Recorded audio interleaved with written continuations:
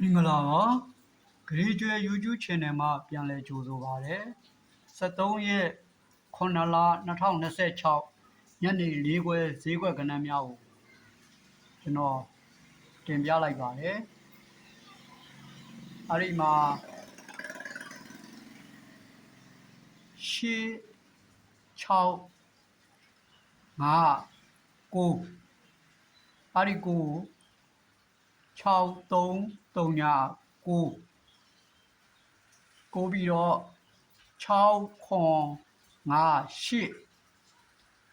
အဲ့ဒီ8ကိုခွန်6 5လဲ8ပဲ8ပြီးတော့ခွန်4 6ကမှခွန်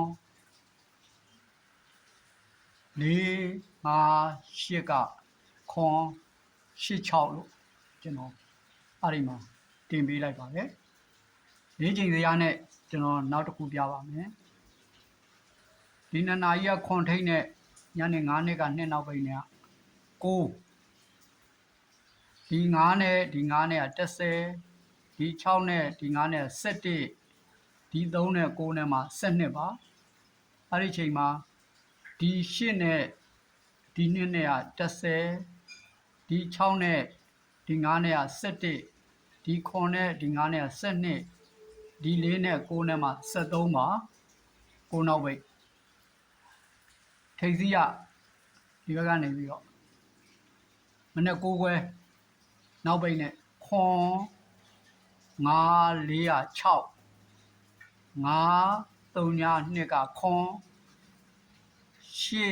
5 5 8 4 3ည5 9ပါအဲ့ဒီမှာ3ည9လို့ထည့်ပေးလိုက်တာပါနောက်တစ်ခါကျ80ကျွန်တော်မှာ83ဘာလို့80ထည့်လဲဆိုဒီမှာ3ဒီမှာကကဏ္ဍ1 2 3 4 5ဒီ5လုံးနဲ့လဲတစ်ခါလေးပြီးသွားတဲ့အတွက်ကြောင့်83ကျွန်တော်ထပ်ထည့်ပေးထားတာပါနားလေးတွေကတစ်ခါလေးအလွယ်တကူလေးနဲ့ထွက်သွားလို့အဲ့နာမှာတင်ကျွန်တော်ကဏ္ဍလေးတွေကိုစစ်စစ်ပြီးတော့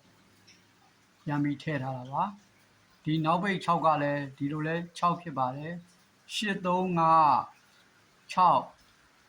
665ခွန်5 6မှ8သူက6ကလည်းနောက်ပိတ်2ချက်ဒီကောင်လည်း9ကလည်း2ချက်ဒီလိုဖြစ်နေပါတယ်ကျွန်တော်ဝမ်းချင်းလေးတွေကတော့စွန့်မပြတော့ပါဘူးဝမ်းချင်းနဲ့ဆိုရင်ခဏနေရတတ်တခြားကဏ္ဍတွေထပ်ထွက်လာပါတယ်အားကြောင့်ကျွန်တော်ကတော့ဒီကဏ္ဍလေးတွေကိုပဲမိန်းထားပြီးတော့တင်ပေးထားပါတယ်ကိုမှကဏ္ဍလေးတွေရှိရင်လည်းကိုစိတ်ကြိုက်ကလေးထိုးလို့ရပါတယ်အားလုံးစင်ပြေကြလိမ့်မယ်လို့ထင်ပါတယ်ဒီကြွယ် YouTube channel ကိုလည်း like and subscribe လေးနှိပ်ထားကြပါအားလုံးကျေးဇူးပါခင်ဗျာ